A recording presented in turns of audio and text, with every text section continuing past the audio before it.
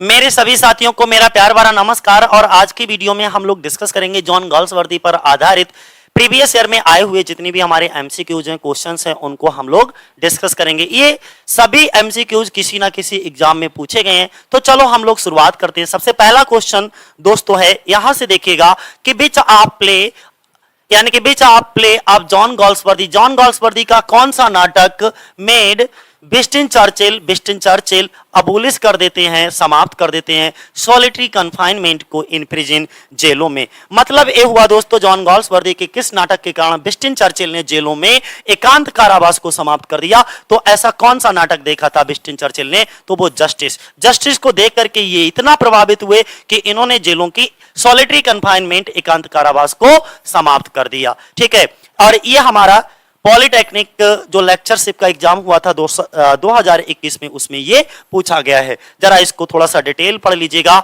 हमने क्या बताया, justice play of John Galsworthy, जो कि जॉन गॉल्सवर्दी का है और इसको लिखा गया था 1910 में। दोस्तों ध्यान बनाए रखना, मेड विस्टन चर्चिल अबोलिश, जिसको देख करके अबोलिश कर दिया, समाप्त कर दिया सॉलिटरी कन्फाइनमेंट को, एकांत कारावास को इन प्रिजन्स, जेलों में।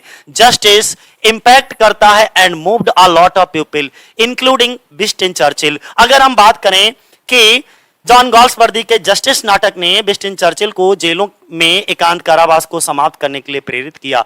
जस्टिस ने विस्टन चर्चिल सहित बहुत से लोगों को प्रभावित किया और इसके बाद में he was greatly influenced by the solitary confinement seen in the drama. जब ये जस्टिस को देख रहे थे, इस ड्रामा को देख रहे थे, तो इसमें जो एक सीन आया था सॉलिटरी कन्फाइनमेंट का, इसको देख करके ये बहुत ज्यादा दोस्तों प्रभावित हुए। ठीक है, तो चलो शुरुआत करते हैं अगला क्वेश्चन। और अगला क्वेश्चन ऐसा है जो 2 बार रिपीट हो चुका है, यानी कि यूपी टीजीटी 2016 में आया, साथ ही साथ ये रिपीट हुआ है 2021 में भी। क्या क्वेश्चन है समझो। एज अ ड्रामाटिस्ट, अगर हम ड्रामाटिस्ट नाटककार के रूप में बात करते हैं, John Galsworthy belong to, John Galsworthy का संबंध है किससे? तो किससे? Realistic tradition of Jones and Pinero. मतलब ये हुआ कि एक नाटककार के रूप में जॉन गॉल्सवर्दी का संबंध जो है वो जोन्स और पिनेरो की जो यथार्थवादी परंपरा थी, रियलिस्ट ट्रेडिशन था, उससे इनका संबंध है। As a dramatist John Galsworthy belong to the realist tradition of John and Pinero. ठीक है, अगला इसके बारे में थोड़ा सा जॉन गॉल्सवर्दी के बारे में और मैं बता देता हूं। जॉन गॉल्सवर्दी का जो थे वो एक इंग्लिश नॉवलिस्ट थे, यानी कि उपन्यासकार थे, और प्ले राइट थे। प्ले राइट का मतलब नाटककार थे। दूसरा, इनका जन्म जो है वो 1867 में हुआ था और इनकी मृत्यु 31 जनवरी 1933 को हो गई थी। इसके बाद इनको जो नोबेल प्राइज मिला था वो 1932 में मिला था। ठीक है, और इस तरीके से इन्होंने बहुत सारी रचनाएं रची।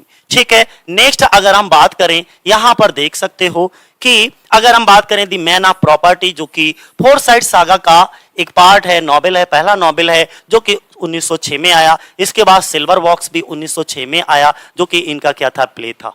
ठीक है, ये नॉवेल है और ये प्ले है। स्ट्राइप की बात करें 1909 में आया और जस्टिस 1910 में आया। अगर हम फोरसाइट सागा की बात करें तो ये क्या है? इनका 1922 में आया और इसी के लिए 1932 में इनको नोबेल प्राइज से नवाजा गया दोस्तों। इसके बाद तीसरा क्वेश्चन कौन सा है हमारा?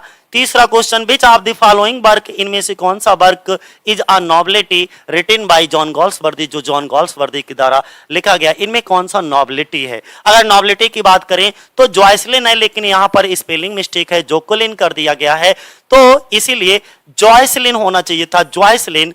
तो यहाँ पे नन ऑफ दीज होगा। ठीक है, नन ऑफ दीज, और 2021 में नन ऑफ दीज को ही माना गया था। ठीक है, यहां पर देखिएगा, अगर जॉयसलिन की स्पेलिंग ठीक होती तो जॉयसलिन ही इनका नॉबिलिटी है। ठीक है, ध्यान बनाए रखना, बिलोंग टू द नॉबिलिटी। इसके देखिए, although the Freelands the Forsyte Saga is written by John Galsworthy, John Galsworthy was a English novelist, play right.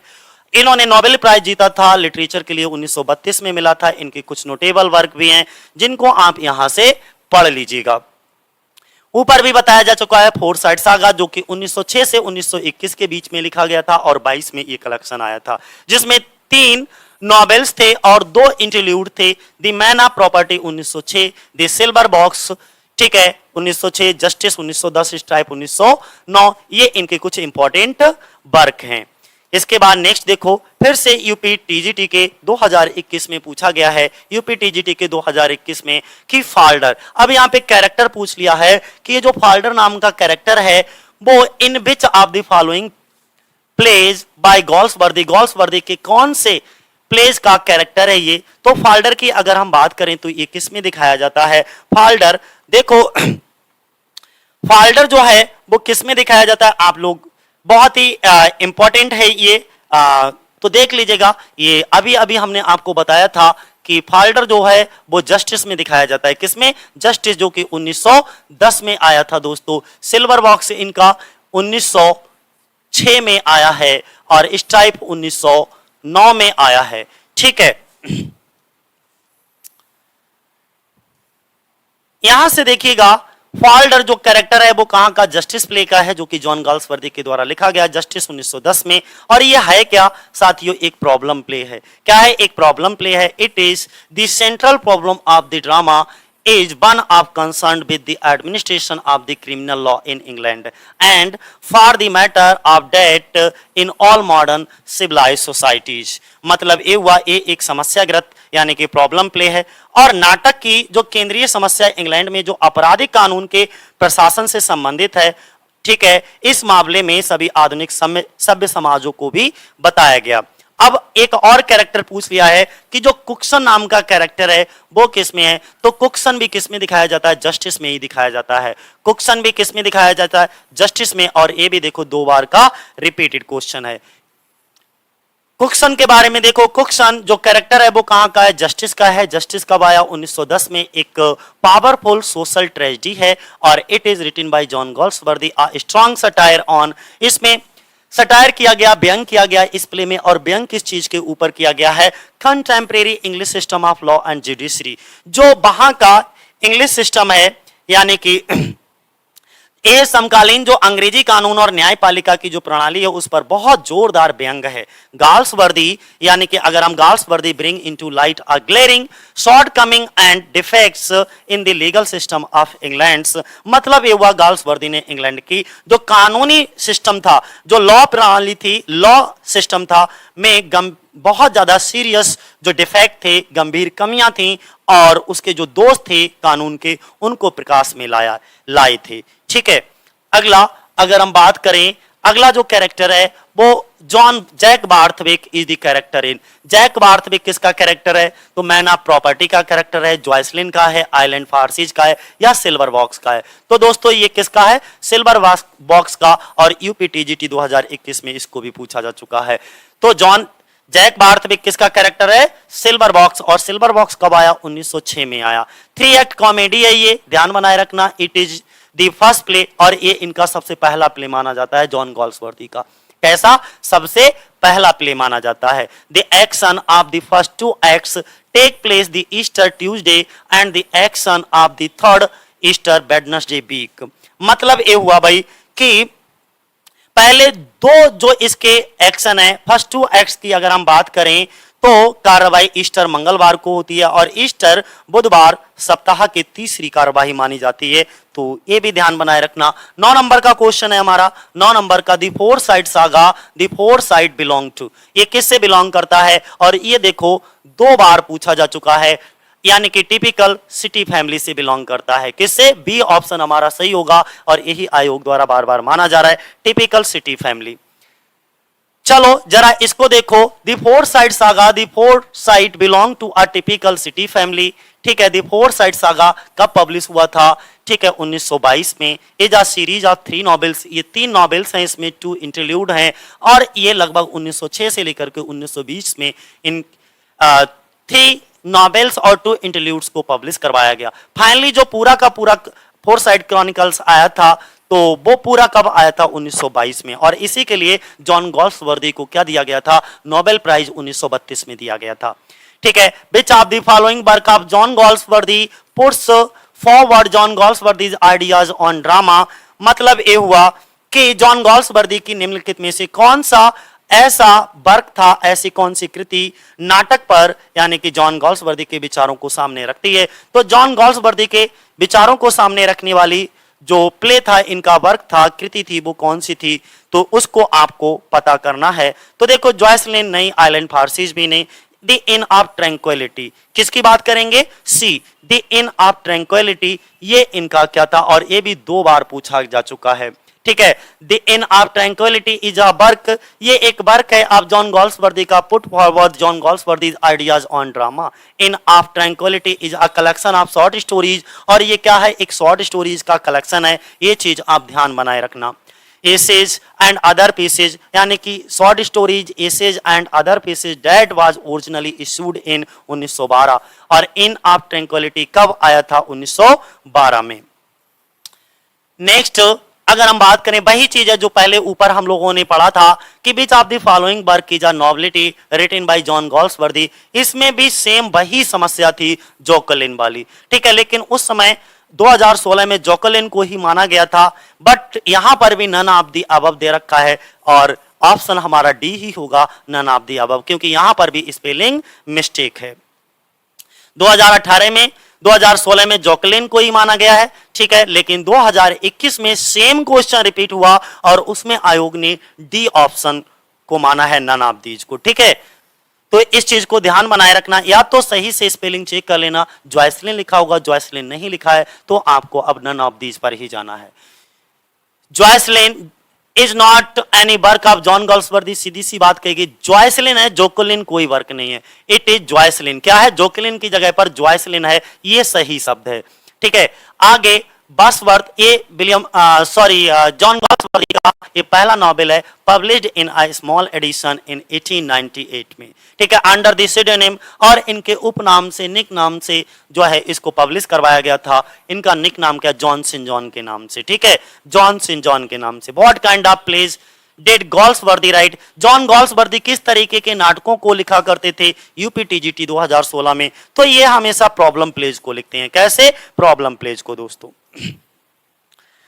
John Galsworthy हमेशा कैसे नाटकों को लिखते हैं? प्रॉब्लम प्लेज को। जरा यहां से पढ़िएगा कि John Galsworthy written problem plays, ये तो बात आपको समझ आ गई। Problem plays is a type of drama that was popularised by the Norwegian playwright थे हेनरी किप्सन। यानी कि मैंने क्या बताया था, इसमें आपको बताया है कि जॉन गॉल्सवर्दी ने प्रॉब्लम प्ले लिखे। प्रॉब्लम प्ले एक प्रकार के नाटक हैं जिसे नॉर्वेजियन नाटककार हेनरिक इब्सन द्वारा लोकप्रिय बनाया गया था। ठीक है, in problem play the situation faced by the protagonist, जो हीरो होता है, is put forward by the author as a representative instance of a contemporary social problem. मतलब ये हुआ दोस्तों कि इसमें जो प्रॉब्लम प्ले में जो हीरो होता है, हीरो द्वारा सामना की गई स्थिति को लेखक द्वारा समकालीन जो सामाजिक समस्या होती है, सोशल प्रॉब्लम होती है, के प्रतिनिधि उदाहरण के रूप में सामने रखा जाता है। अक्सर नाटककार किसी ऐसे पात्र का उपयोग करके ऑफेन प्राय या अक्सर जो ड्रामाटिस्ट होते हैं वो मैनेजेज करते हैं by the use of a character, ऐसे कैरेक्टर का यूज करते who speak for the author और by the evolution of the plot are both the purpose a solution to a problem which is at odds with a prevailing। ठीक है, तो उन्होंने क्या बताया कि इसमें क्या होता है, नाटककार जो होते हैं वो किसी एक ऐसे कैरेक्टर का उपयोग करके जो लेखक के लिए बोलता है या कथानक के विकास के द्वारा, उसका डेवलपमेंट के द्वारा, या दोनों से उस समस्या का समाधान प्रस्तावित करने में सफल होता है। ठीक है, तो चलो आगे देखते हैं। नेक्स्ट 13 नंबर का, 13 नंबर में क्या कहा गया है, ये भी यूपीटीजीटी 2016 में पूछा जा चुका है कि a modern comedy is written by, modern comedy is written by किसके द्वारा लिखी गई? जॉन गॉल्सवर्दी के द्वारा। A modern comedy is a sequel to Forsyte Saga written in the year, okay, 1924 से 1928 के बीच में। ये फोरसाइड क्रॉनिकल्स का पार्ट होते थे जिसमें 3 तरीके की इन्होंने क्रॉनिकल्स लिखे थे। एक फोरसाइड सागा था, दूसरी मॉडर्न कॉमेडी थी।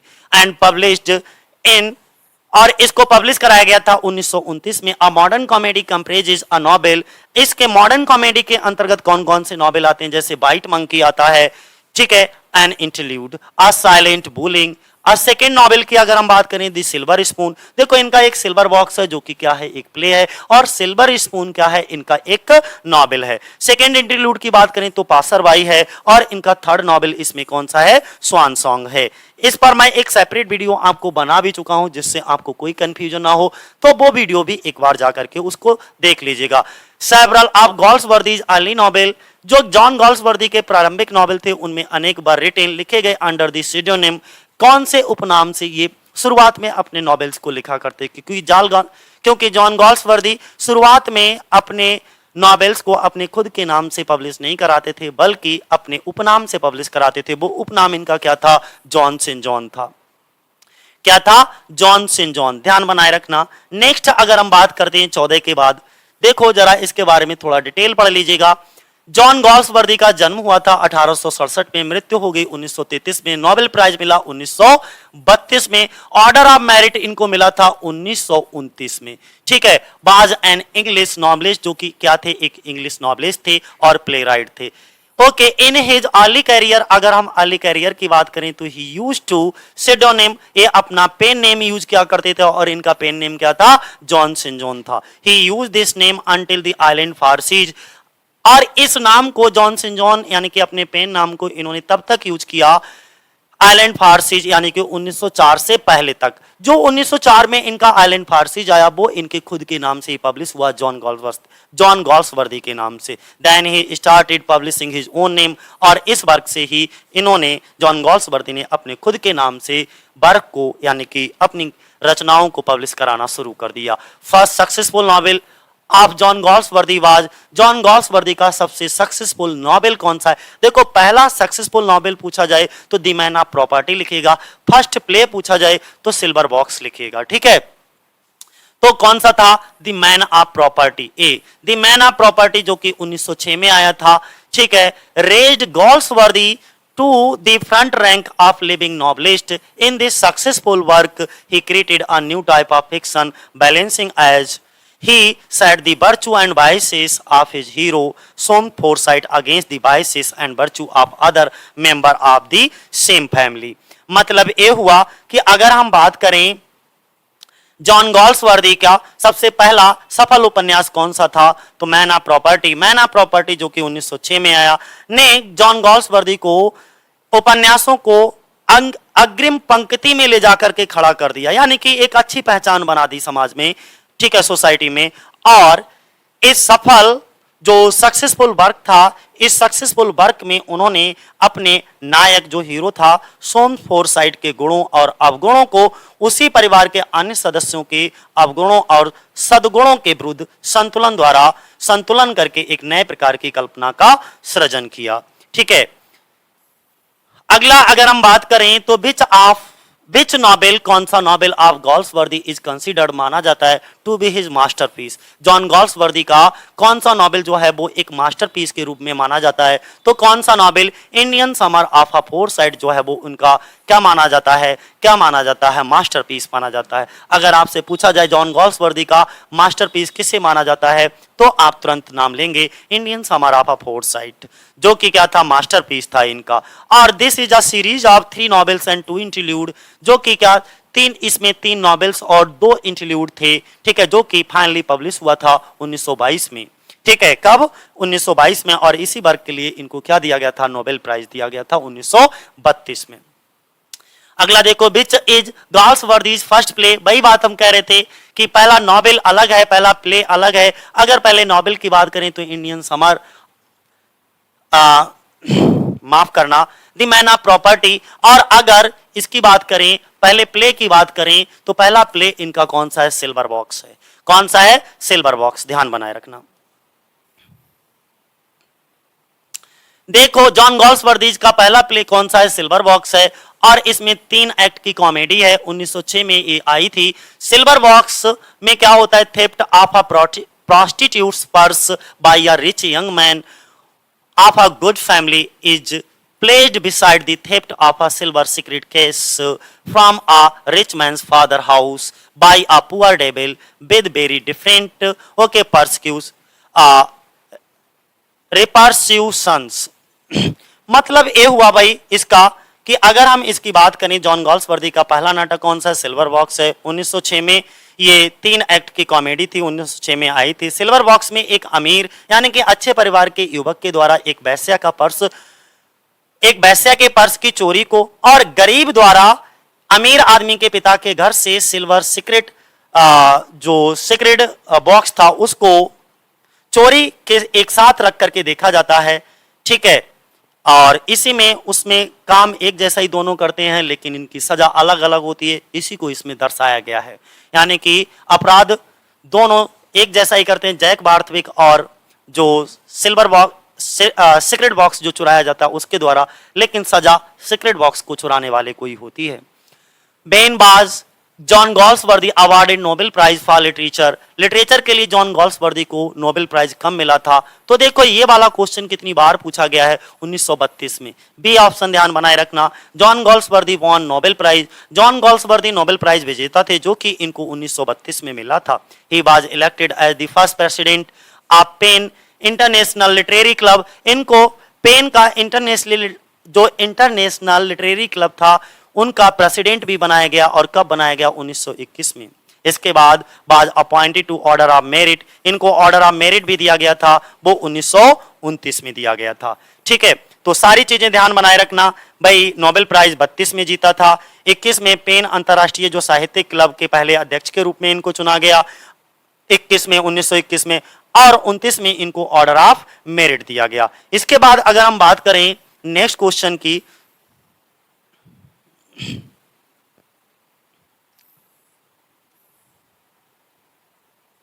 अगला क्वेश्चन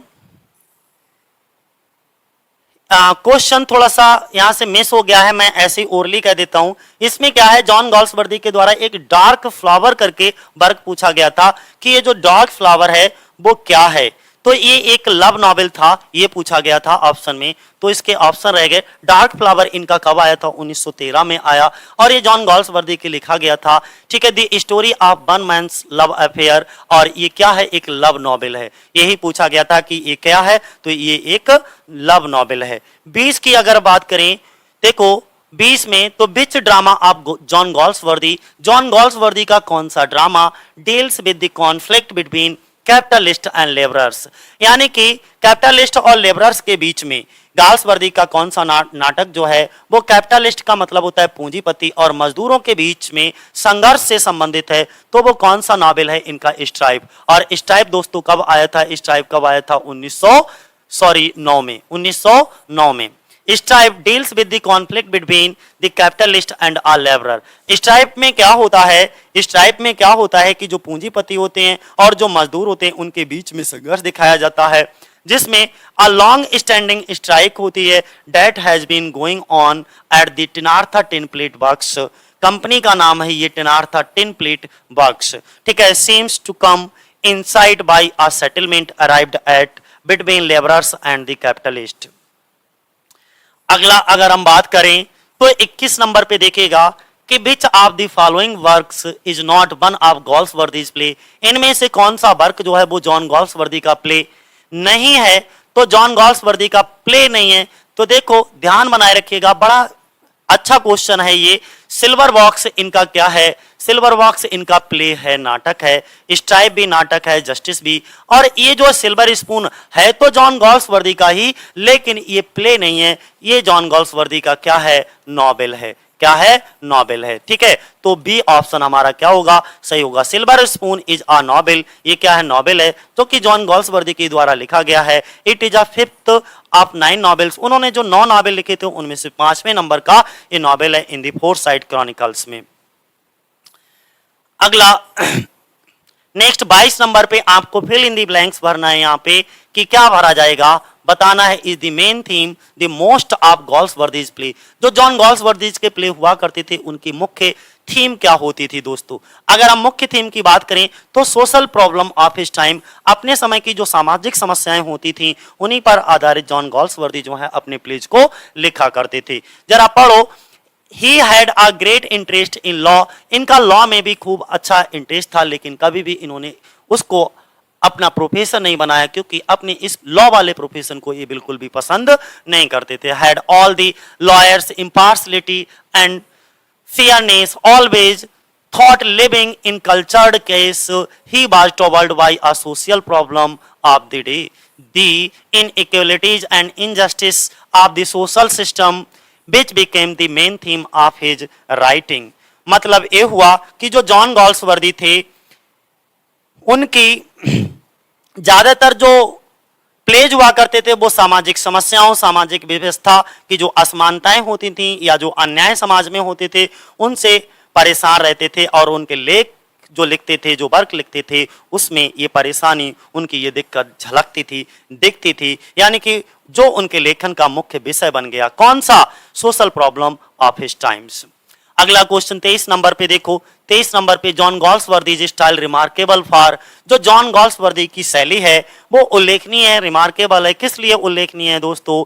तो ये सभी के लिए उल्लेखनीय है। इट्स स्ट्रेंथ एंड इलास्टिसिटी, यानी कि इसकी ताकत और इलास्टिसिटी का मतलब होता है लचीलापन।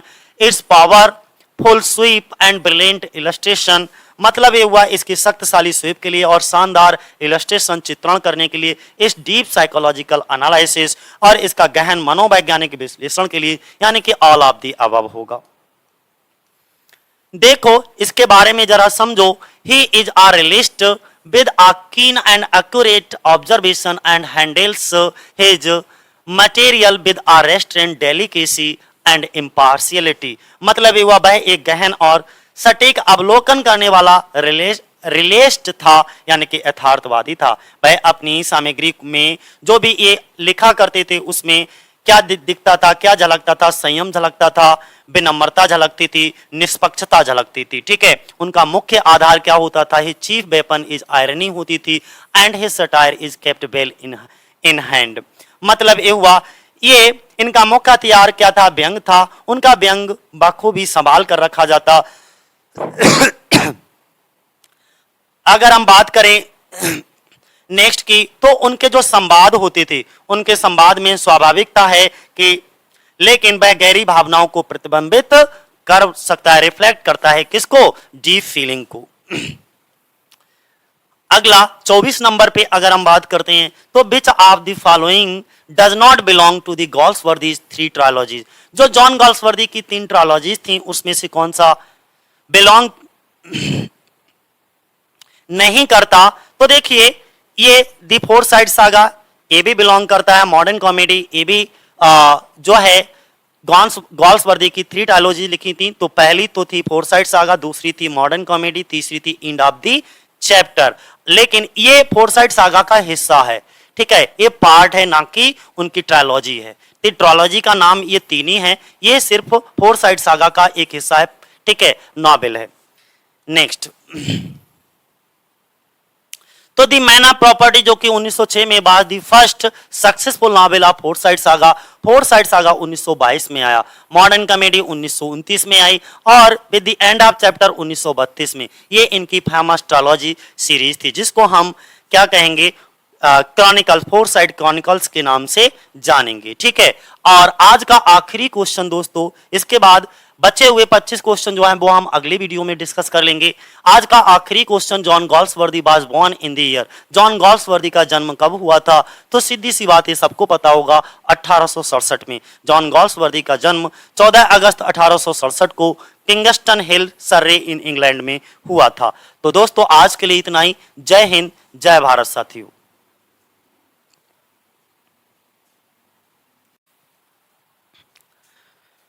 मेरे सभी प्यारे साथियों को मेरा प्यार भरा नमस्कार। और आज की वीडियो में हम लोग डिस्कस करेंगे जॉन गॉल्सवर्दी पर आधारित प्रीवियस ईयर में पूछे गए जितने भी एमसीक्यूज हैं उन सभी को। अच्छा, 1 से लेकर के 25 तक हम लोग डिस्कस कर भी चुके हैं। अगर आप लोगों ने वो प्रीवियस ईयर की प्रीवियस वीडियो नहीं देखी है तो उस प्रीवियस वीडियो को एक बार जरूर देखिएगा। फिलहाल आज की वीडियो में जो हम लोग क्वेश्चन डिस्कस करेंगे वो 26 से लेकर के आगे जितने भी पूछे गए आज समाप्त कर देंगे सभी क्वेश्चंस को। तो 26 से डिस्कस करेंगे। सबसे पहले अगर 26 की बात करें तो देखो इस पे एक कोटेशन पूछा गया है इस क्वेश्चन में, जो कि जॉन गॉल्सवर्दी का प्ले जस्टिस, और जस्टिस कब आया है? 1910 में आया है दोस्तों, ठीक है। उसकी एक कोटेशन है यहां पर लिखी गई है, the law is what it is, a majestic edifice sheltering all of us, each stone of which rests on another.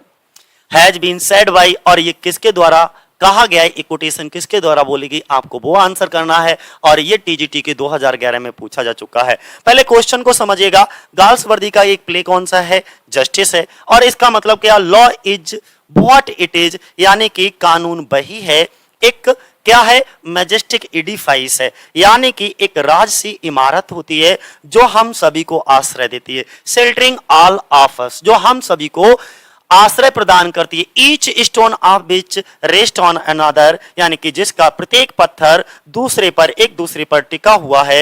ये किसके द्वारा कहा गया दोस्तों, तो ये किसके द्वारा कहा गया, ये जज के द्वारा बोला गया था। किसके द्वारा, जज के द्वारा बोला गया है। डी ऑप्शन हमारा क्या होगा, इसका सही होगा। जरा पढ़ करके देख लो, पढ़ करके क्या, ये जो चीज हमने बताई वही चीज है। It is said by the जज, किसके द्वारा, जज के द्वारा बोला गया, किस में, जस्टिस में। और जस्टिस को 1910 में जो है पब्लिश हुआ था, ये 1910 में आया था।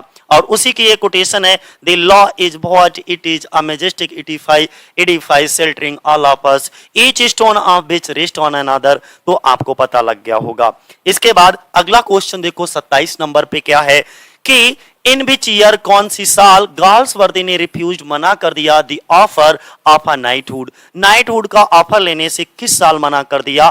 तो कहीं कहीं आपको 1918 देखने को मिलेगा, और मुझे भी लगता है 1918 ही क्या है, सही है, ठीक है। लेकिन अगर आप यूथ को पढ़ोगे तो वहां पर क्या है, 1919 दे रखा है, ठीक है।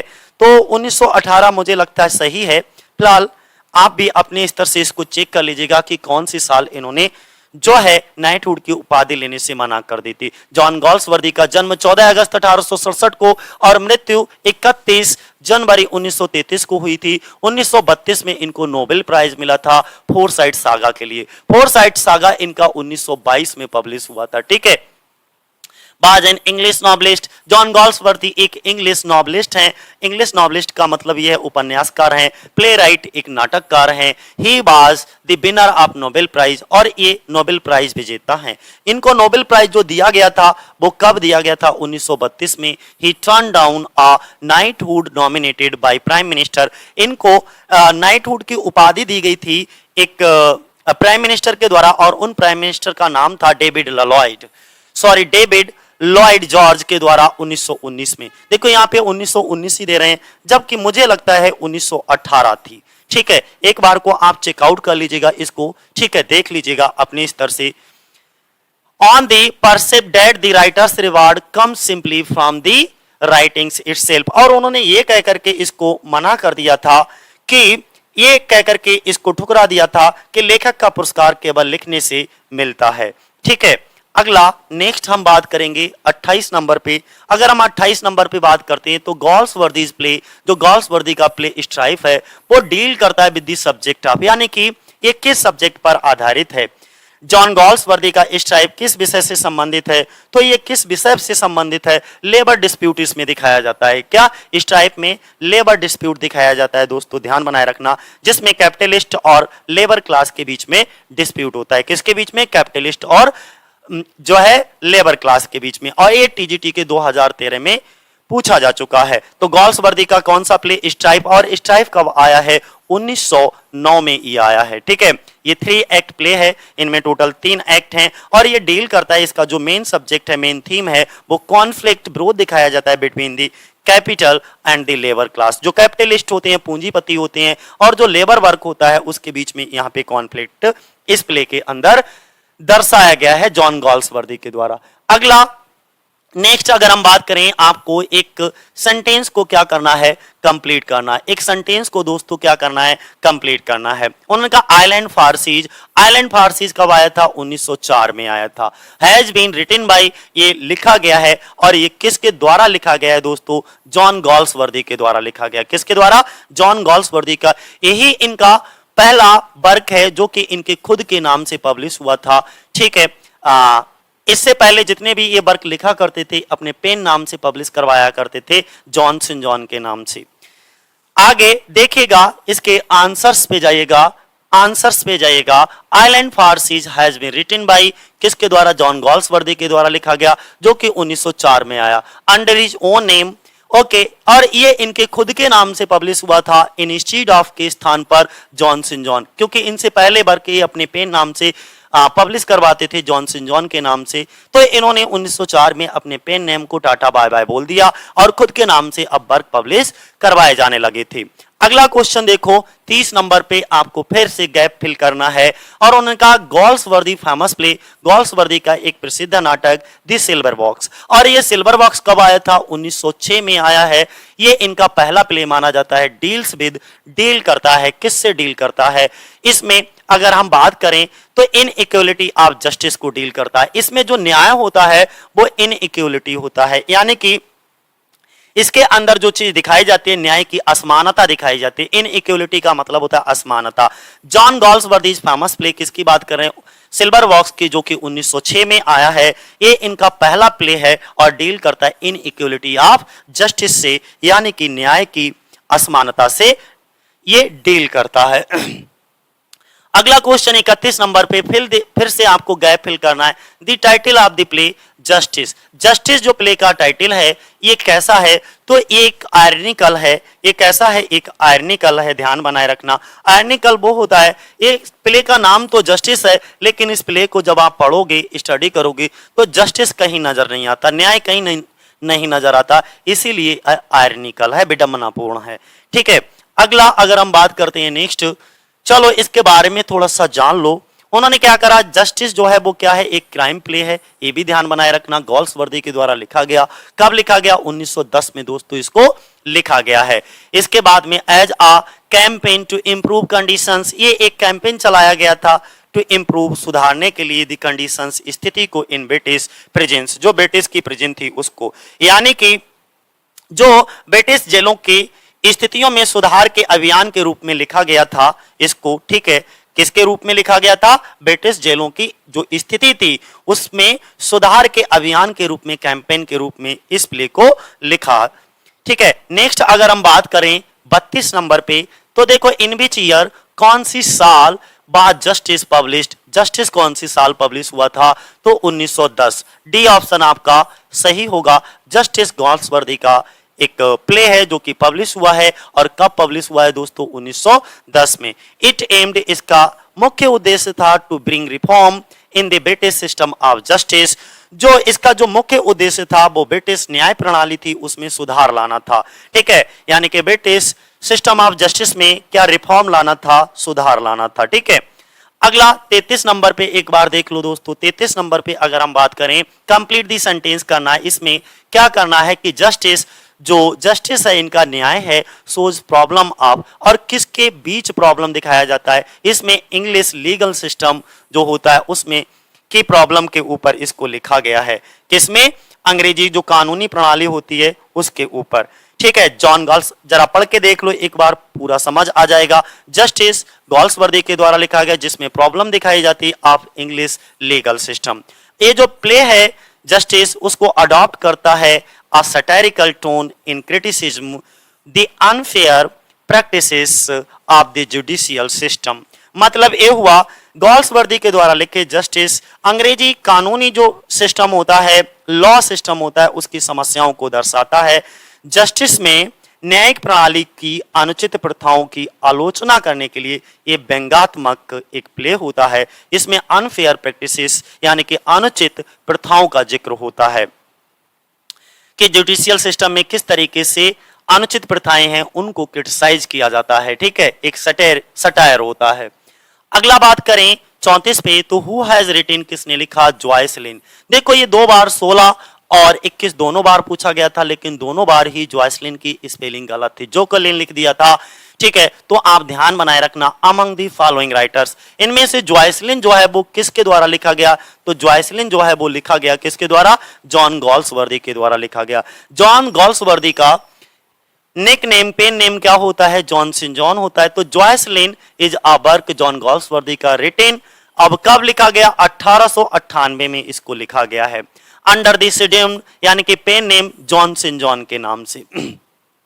अगला बात करें 35 नंबर पे, तो हु इज हेरोल्ड क्लीवर। यहां पर एक कैरेक्टर का नाम पूछा गया है कि जो हेरोल्ड क्लीवर होता है गर्ल्स वर्दी के जस्टिस नामक प्ले में वो कौन होता है? तो गवर्नमेंट काउंसिल होता है, डिफेंस काउंसिल, जज या मैनेजिंग क्लर्क होता है? Who is he?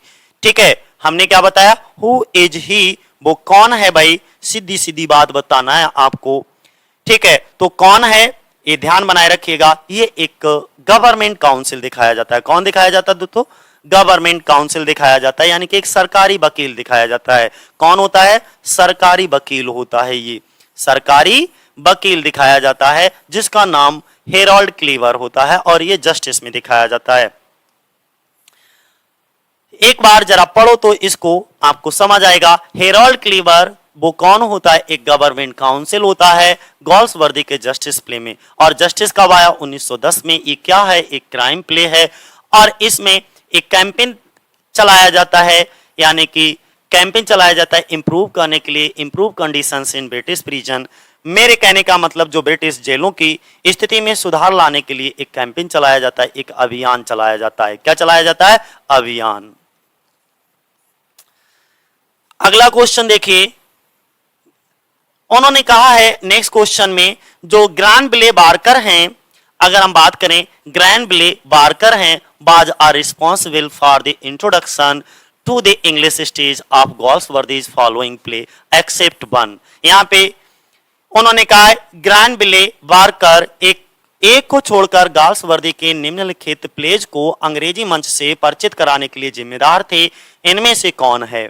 तो आपको पहचान करके लिखना है इसमें से कौन सा है। दिस सिल्वर बॉक्स, बाकी सभी जस्टिस, स्ट्राइप, लॉयल्टी सभी सही हैं, सिल्वर बॉक्स ऐसा है। एक्सेप्ट वन में कौन आएगा? Silver box. दोस्तों एक्सप्लेनेशन इसका देखो, Granville Barker was not responsible, ये बिल्कुल रिस्पॉन्सिबल नहीं होते, उत्तरदायी नहीं होते for the introduction to the English stage of Galsworthy's play the silver box. मतलब ये हुआ कि ग्रैनविले बार्कर गाल्सवर्दी के नाटक द सिल्वर बॉक्स के अंग्रेजी मंच के परिचय के लिए जिम्मेदार नहीं थे। 37 नंबर पे देखो, 37 नंबर पे अगर हम बात करें तो एक पूछा गया है जॉन गाल्सवर्दी का जो कंट्री हाउस है वो रिप्रेजेंट करता है किस चीज को, और टीजीटी 2004 और टीजीटी 2015 में इसको पूछा गया है कि कंट्री हाउस में किस चीज को रिप्रेजेंट किया गया है? तो अपर क्लास को रिप्रेजेंट किया गया है। दोस्तों किसको रिप्रेजेंट किया गया है? Upper class. किस चीज को रिप्रेजेंट किया गया है मेरे दोस्तों? अपर क्लास के लिए। तो ध्यान बनाए रखना, ठीक है। The country house by Galsworthy represent करता है द अपर क्लास को। It analysis on the more detailed scale the little world which revolve around the traditional authority of the square. यानी कि जो कंट्री हाउस है वो उच्च वर्ग का प्रतिनिधित्व करता है। यह उस छोटी सी दुनिया का अधिक विस्तृत पैमाने पर विस्तृत विश्लेषण करता है जो स्क्वायर के पारंपरिक अधिकार के यानी कि ट्रेडिशनल अथॉरिटी के इर्द गिर्द घूमती रहती है, रिवॉल्व्स अराउंड है। ठीक है, अगला नेक्स्ट क्वेश्चन देखो, 38 नंबर पे उन्होंने सीधा सीधा क्वेश्चन पूछा है सरल सा कि जॉन गाल्सवर्दी का मास्टरपीस कौन सा है। जॉन गाल्सवर्दी का दोस्तों मास्टरपीस कौन सा होता है? तो फोरसाइट सागा इनका क्या है? मास्टरपीस है, जो कि कब आया था? 1922 में। ठीक है, the Forsyte Saga is a combination of 3 novels. Foresight saga में 3 नॉवेल्स हैं और 2 इंटरल्यूड हैं। तो ध्यान बनाए रखना, 3 नॉवेल्स का कॉम्बिनेशन और 2 इंटरल्यूड हैं इसमें, जो कि 1922 में पब्लिश हुआ है और यही इनका मास्टरपीस कंसीडर किया जाता है। अगला क्वेश्चन देखिए 39 पे उन्होंने कहा the influence of class is depicted in. Influence of class is depicted in, अगर हम इन्फ्लुएंस ऑफ क्लास की बात करें, वर्ग के प्रभाव को दर्शाया गया है इसमें, तो किस में दर्शाया गया है दोस्तों? तो लॉयल्टीज में। किस में? लॉयल्टीज में। माफ करना, नॉट लॉयल्टीज, स्केप होगा दोस्तों। क्या होगा? स्केप में। किस में साथियों? स्केप में इसकी बात कही गई है। किस में? स्केप में।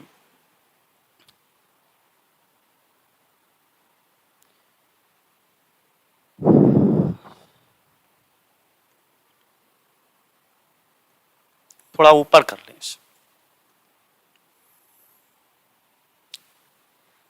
एस्केप डील्स करता है विद फेथ एंड अंडरस्टैंडिंग को, the pigeon with social determination. भाई लॉयल्टी जी है, माफ करो यार, यहां ऑप्शन से गड़बड़ हो रहा है। 39 the influence of class is depicted in, तो डिपिक्ट किया गया लॉयल्टीज में ही। आंसर डी ही है। क्या है? डी ही है। इसका एक्सप्लेनेशन चारों का दिया है नीचे, कंफ्यूज नहीं होइएगा, मैं भी कंफ्यूज हो गया देख करके। एस्केप जो होता है वो डील करता है किसको? With the faith and understanding. और जो पीजियन होता है विद सोशल डिटेरियोरेशन। और जो स्किन गेम होता है वो डील करता है with the old established aristocracy को and new rich manufacturing class को। और जबकि लॉयल्टीज की बात करें ये डील करता है racial pride and class convention को। तो ये बहुत इंपॉर्टेंट है, जरा इसको समझ लीजिएगा कि जो एस्केप होता है वो फेथ एंड अंडरस्टैंडिंग यानी कि विश्वास और समझ से संबंधित है। और जो पीजियन है दोस्तों वो सामाजिक पतन यानी कि इसमें सोशल डिटेरियोरेशन। डिटेरियोरेशन का मतलब होता है साथियों पतन, किसी चीज का पतन हो जाना। और जो स्किन गेम है वो डील करता है ओल्ड एस्टैब्लिश यानी कि जो पुराने जमाने की स्थापित एरिस्टोक्रेसी या न्यू रिच मैन्युफैक्चरिंग क्लास होता है उससे। और जबकि अगर हम बात करें लॉयल्टीज की तो रेशियल प्राइड से ये संबंधित है, ठीक है, नस्लीय गौरव जिसे कहते हैं, या वर्ग सम्मेलन यानी कि class convention. The finest of Galsworthy's later drama is the finest. Okay, उन्होंने क्या कहा? गाल्सवर्दी के बाद के नाटकों में सबसे बेहतरीन कौन सा है? फाइनेस्ट सबसे बेहतरीन, सबसे अच्छा ऑफ गाल्सवर्दी के लेटर ड्रामा। लेटर ड्रामा का मतलब होता है बाद के जो भी नाटक लिखे, बाद के नाटकों में इनमें सबसे बेहतरीन कौन सा है, सबसे फाइनेस्ट कौन सा है, वो ऑप्शन आपको बताना है। तो वो कौन सा है? लॉयल्टीज। किसको ध्यान बनाए रखना है दोस्तों? लॉयल्टीज को। और लॉयल्टीज को आपको पढ़कर भी जाना है। देखो सिल्वर बॉक्स है, स्ट्राइफ है, ठीक है, इसके बाद में जस्टिस है, लॉयल्टीज है, ये तो आपको बहुत अच्छे से पता होना चाहिए जॉन गाल्सवर्दी की। फोर साइड सागा है, ठीक है। तो उन्होंने क्या करा? एस्केप बाज पब्लिश। एस्केप जो पब्लिश हुआ था वो 1926 में, पीजियन जो आया था 1912 में, स्किन गेम 1920 में, लॉयल्टी जो आया था वो 1922 में। लेकिन जो लॉयल्टीज था वो इनका सबसे अच्छा बाद के नाटकों में से सबसे बेहतरीन नाटक था, ठीक है। गाल्सवर्दी इज 41 नंबर पे देखिए गाल्सवर्दी क्या है। तो गाल्सवर्दी की अगर हम बात करें, रिलेस्ड होते हैं बोथ माइन्यूट एंड डेलिकेट, ठीक है। सी ऑप्शन हमारा क्या हो जाएगा? सही हो जाएगा। रिलेस्ड का मतलब होता है यथार्थवादी, माइन्यूट का मतलब वैसे तो सूक्ष्म, और डेलिकेट का मतलब होता है नाजुक। अगला देखो जरा, इसको थोड़ा सा पढ़ करके देख लेते हैं, इसका एक्सप्लेनेशन दे रखा है और अच्छा समझ आएगा आपको। हमने क्या बताया? गाल्सवर्दी जो है वो रिलेस्ड होते हैं और बोथ माइन्यूट एंड डेलिकेट, ठीक है। इसके बाद थ्रू हिज राइटिंग, अपनी राइटिंग्स के माध्यम से ही कैंपेन्ड, उन्होंने कैंपेन चलाया था for a variety of causes including prison reform, जिसमें आप इंक्लूड कर सकते हो इनका प्रिजन रिफॉर्म, ठीक है, women's right, animal welfare and opposition of censorship. तो इन सबको आप इंक्लूड कर सकते हो। गाल्सवर्दी एक यथार्थवादी, सूक्ष्म और नाजुक दोनों थे। अपने लेखन के माध्यम से उन्होंने जेल में सुधार, महिलाओं के अधिकार, पशु कल्याण और सेंसरशिप के विरोध में कई मुद्दों पर उन्होंने कैंपेन चलाया, कई मुद्दों पर उन्होंने अभियान चला रखा था, ठीक है। तो आपको समझ आया होगा। 42 नंबर पे एक बार देखो, John Galsworthy's novel. John Galsworthy के जो नॉवेल हैं are chiefly occupied with, chiefly का मतलब होता है मुख्य रूप से, occupied with the effect and conflict of, यानी कि निम्नलिखित के प्रभाव और संघर्ष से भरे हुए हैं। कहने का मतलब यह है कि जॉन गाल्सवर्दी के जो नॉवेल्स होते थे, जो उपन्यास होते थे, वो मुख्य रूप से किस प्रभाव और संघर्ष से भरे होते थे। तो सी ऑप्शन आप टिक कर लीजिएगा, क्लास ट्रेडिशन अपॉन सोसाइटी। किसकी बात करेंगे? समाज पर जो क्लास ट्रेडिशन थी, वर्ग परंपरा थी, उससे भरे हुए होते थे। इसका थोड़ा एक्सप्लेनेशन बड़ा है, पढ़ लीजिएगा।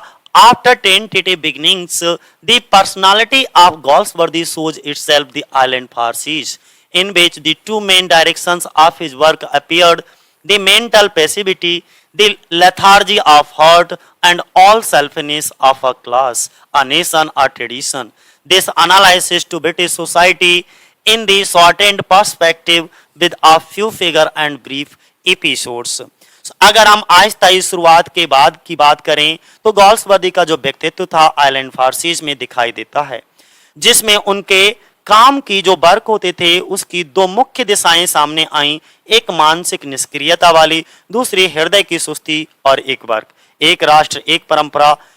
ठीक है, ये सब कुछ आंकड़ों और संक्षिप्त प्रसंगों के संक्षिप्त परिप्रेक्ष्य में ब्रिटिश समाज का ये विश्लेषण करता हुआ नजर आता है। तो आपको समझ आ ही गया होगा। 43 नंबर पे बात करते हैं। देखो, स्ट्राइफ ड्रामेटाइज किया गया। स्ट्राइफ जो है वो ड्रामेटाइज किया गया, यानी कि किस चीज को ड्रामेटाइज करता है। तो स्ट्राइक में जो बात होती है वो किसकी होती है दोस्तों? स्ट्राइक की बात होती है, हड़ताल की बात होती है, जिसमें कैपिटलिस्ट और लेबर के बीच में हड़ताल दिखाई जाती है। क्या दिखाई जाती है? हड़ताल दिखाई जाती है दोस्तों।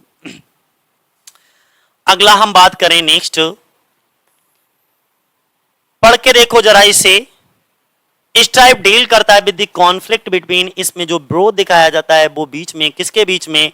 कैपिटलिस्ट पूंजीपति और जो लेबरर्स वर्क होता है, वर्किंग क्लास होता है, उसके बीच में। लॉन्ग स्टैंडिंग स्ट्राइक, बहुत लंबी चलने वाली जो हड़ताल होती है, that has been going on at the, और एक कंपनी का नाम यहाँ पर दे रखा है जिस कंपनी में ये वर्कर हड़ताल कर रहे थे, उस कंपनी का नाम है at the Trenartha tin plate works factory seems to come a sight by a settlement arrived at between the laborers and the capitalist. The strike continued throughout the whole of the winter season. मतलब ये जो strike होता है वो पूंजीपति और मजदूरों के बीच संघर्ष से संबंधित है। टिनारता टिन प्लेट वर्क्स फैक्ट्री में लंबे समय से चली आ रही हड़ताल मजदूरों और पूंजीपतियों के बीच एक समझौते के बाद सामने आती दिख रही है। हड़ताल पूरे शीतकालीन के दौरान जारी रही। 44 नंबर पे देखो एक बार, अगर हम 44 नंबर की बात करें, नेम द क्रिटिक, उस क्रिटिक का नाम बताना है हु रिमार्क, जो रिमार्क करता है जस्टिस पे, और जस्टिस इनका 1910 में आया है। Is a commentary upon a present administration of that period. मतलब ये हुआ कि उस आलोचक का आपको दोस्तों नाम बताना है जिसने ये कमेंट किया कि जो जस्टिस है उस काल के जेल प्रशासन पर एक टिप्पणी है, उस समय के जेल प्रशासन पर जो प्रिजनर एडमिनिस्ट्रेशन था उस पर एक टिप्पणी है, कमेंट्री है। तो ये कथन किसका है दोस्तों? तो एसी बार्ड का है। किसका है? एसी बार्ड ने ये रिमार्क किया था जस्टिस पे। Is a commentary upon the present administration of that period, यानी ऑफ दैट पीरियड का मतलब होता है कि उस समय के, एसी बार्ड ने टिप्पणी की कि जस्टिस जो है उस समय के जेल प्रशासन पर एक कमेंट्री है, एक टिप्पणी है। और अगला क्वेश्चन देखो 45 नंबर पे अगर हम बात करें तो 45 नंबर पे क्या कहा? Which of the following plays, इनमें से कौन सा play is not written by John Galsworthy, इनमें से कौन सा प्ले जो है वो जॉन गॉल्सवर्दी के द्वारा नहीं लिखा गया है दोस्तों। तो कौन सा प्ले जो है जॉन गॉल्सवर्दी के द्वारा नहीं लिखा? सिल्वर बॉक्स तो इनके द्वारा लिखा गया है, जॉय भी इन्हीं के द्वारा लिखा गया है, लेकिन मुझे लग रहा है बीवर्स और अ डॉल्स हाउस इनके द्वारा नहीं लिखा गया। तो सी और डी, सी और डी ध्यान बनाए रखना, कौन सा? सी और डी दोस्तों। इसमें दो ऑप्शन है जो कि दोनों ही वर्ग के जॉन गॉल्सवर्दी के द्वारा नहीं लिखे गए। देखो दी बेवर्स जो है, बीवर्स जो है ये भी एक प्ले है, लेकिन ये एक जर्मन प्ले राइट थे, ओके, गरहार्ट हंटमैन, इनके द्वारा इसको लिखा गया है। गरहार्ट हंटमैन के द्वारा 1922 में ये लिखा गया था। जबकि अ डॉल्स हाउस की बात करें तो इसको हेनरिक इब्सन ने लिखा है, जो कि 3 एक्ट प्ले है और 1879 यानी कि 1879 में इसको लिखा गया था। ठीक है, तो ये दोनों ही प्ले जो है जॉन गॉल्सवर्दी के द्वारा नहीं लिखे गए। 46 नंबर पे देखो, जॉन गॉल्सवर्दी का सबसे पहले प्ले का आपको नाम बताना है कि the first play by John Galsworthy is uh, पहला प्ले जॉन गॉल्सवर्दी का कौन सा है दोस्तों? तो पहला प्ले मैं बता ही चुका हूं, इनका सिल्वर बॉक्स है। सिल्वर बॉक्स यानी कि डी ऑप्शन हमारा क्या होगा? सही होगा। सिल्वर बॉक्स इनका सबसे पहला प्ले है। ठीक है, जॉन गॉल्सवर्दी का पहला प्ले कौन सा है? सिल्वर बॉक्स, जो कि 1906 में आया। और in which the theft of a prostitute purse, इसमें चोरी कर लिया जाता है एक प्रोस्टिट्यूट के पर्स को, और किसके द्वारा? एक rich young man of a good family, एक अच्छे परिवार का एक धनी व्यक्ति होता है, is placed beside the theft of a silver cigarette case, एक सिल्वर सीक्रेट बॉक्स होता है उसको from the rich man's father's house a poor devil, okay, with difference persecutions. मतलब ये हुआ गाल्सवर्दी का सबसे पहला नावल, आपको पता लग गया होगा, जिसमें क्या होता है कि अमीर अच्छे परिवार के युवक के द्वारा एक वैश्या के पर्स को चोरी को अमीर आदमी के पिता के घर से एक सिल्वर सीक्रेट बॉक्स के चोरी के साथ रखा गया। और इसमें जो परिणाम होते हैं, एक ही अपराध के लिए दोनों को अलग अलग सजा दी जाती है। ठीक है, अपराध दोनों ने ही चोरी का किया होता है, लेकिन जो सजा सुनाई जाती है जस्ट, ठीक है, वो अलग अलग होती है सिल्वर बॉक्स में। उन्होंने कहा इन विच प्ले, कौन से प्ले में John Galsworthy do we have William Falder, William Falder को हम कौन से प्ले में देखते हैं, तो सिल्वर बॉक्स में। दोस्तों किस में देखते हैं, सिल्वर बॉक्स में। जो विलियम फॉल्डर नाम का, अरे यार क्या बोल रहा हूं, विलियम फॉल्डर नाम का जो व्यक्ति होता है वो जस्टिस में होता है। कहां, जस्टिस में। विलियम फॉल्डर अपीयर्स कहां, जस्टिस में दिखता है, जो कि जॉन गॉल्सवर्दी के द्वारा एक क्राइम प्ले है और 1910 में इसको लिखा गया है। तो सी ऑप्शन आपका सही होगा, सी जस्टिस, जो कि 1910 में आया और ये क्या है, एक क्राइम प्ले है।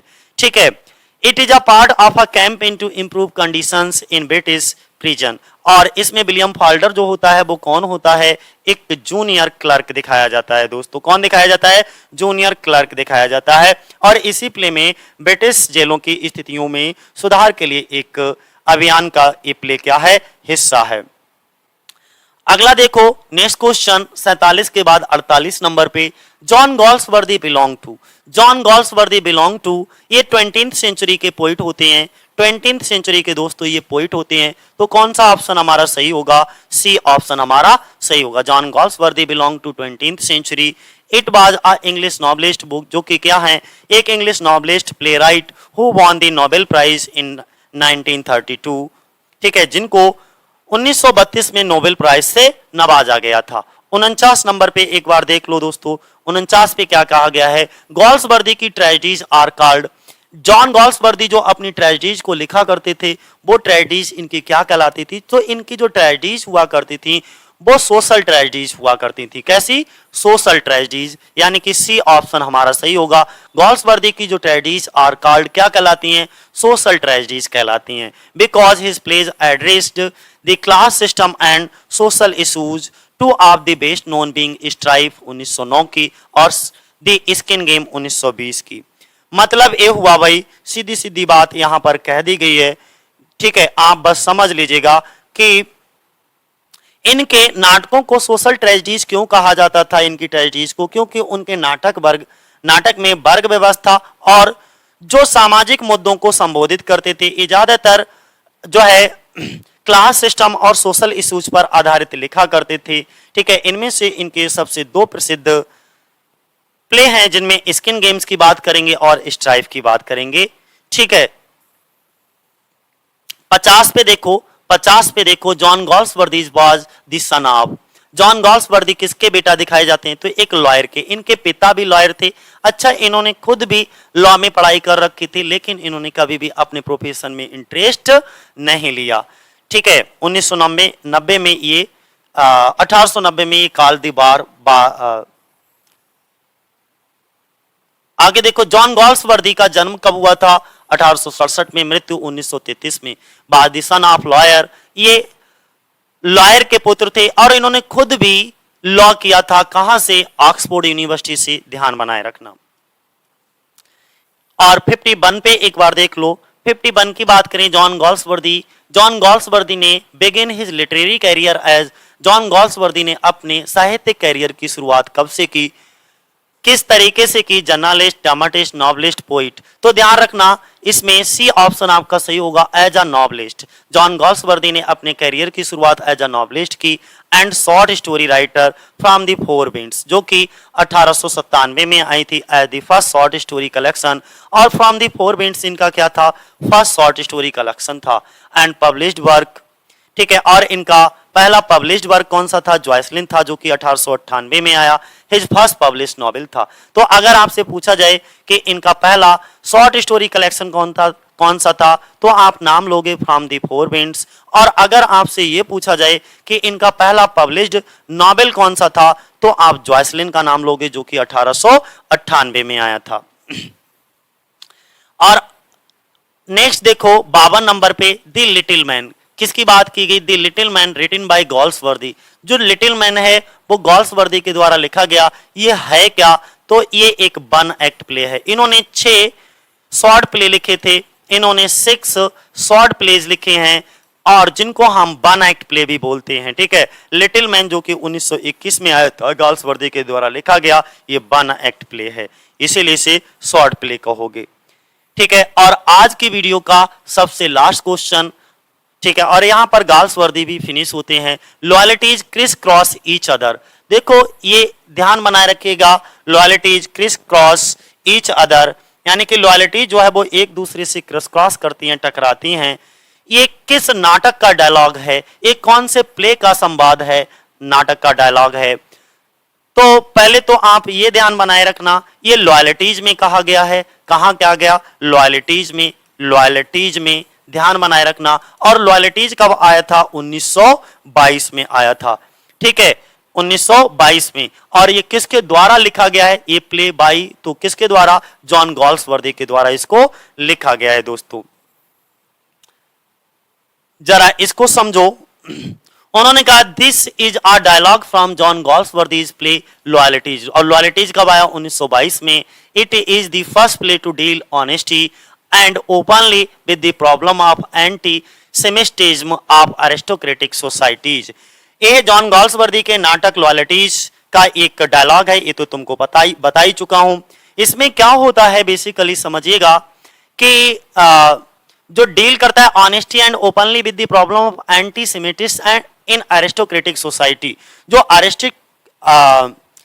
अरिस्टोक्रेटिक सोसाइटी होती है, इसमें जो यूदी होते हैं, समाजों में यूदी विरोधी भावना की समस्या से ईमानदारी से और खुले तौर पर निपटने वाला पहला नाटक था जिसमें खुल करके इन समस्याओं पर बात की गई थी। तो आज का ये प्ले, आज का ये सीरीज भी समाप्त हो गई और मुझे लगता है जॉन गॉल्सवर्दी भी फिनिश हो गए। इनके बारे में थोड़ा बहुत और बताते रहेंगे। ठीक है, लॉयल्टीज, इसका बाद एक प्ले हम और डिस्कस करेंगे आप लोगों के साथ में, लॉयल्टीज। ठीक है, तो आज के लिए इतना ही। जय हिंद, जय भारत साथियों।